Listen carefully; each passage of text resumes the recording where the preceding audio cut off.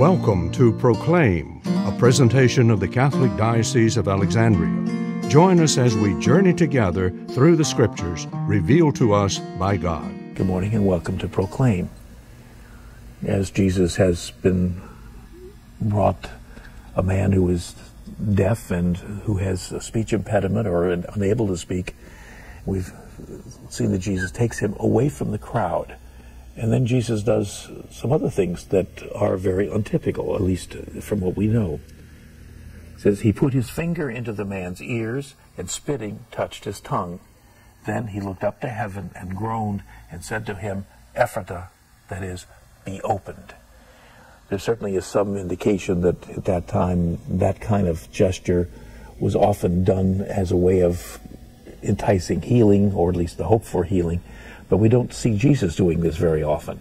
We find Jesus, by and large, simply speaking, or in some cases almost just being touched, and the result is there. This seems to have been a very different way that Jesus is doing it. Could it perhaps be because he was in pagan territory, and that would have been something that would have been more meaningful to Gentiles? We don't know. But clearly it's something that he does very rarely. We will see it again in later chapters, but it'll be with someone who is blind at that time.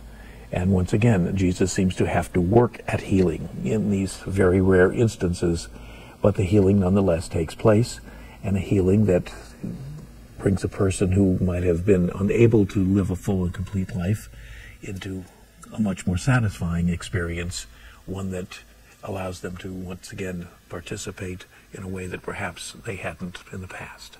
This program was brought to you by Antoon Enterprises.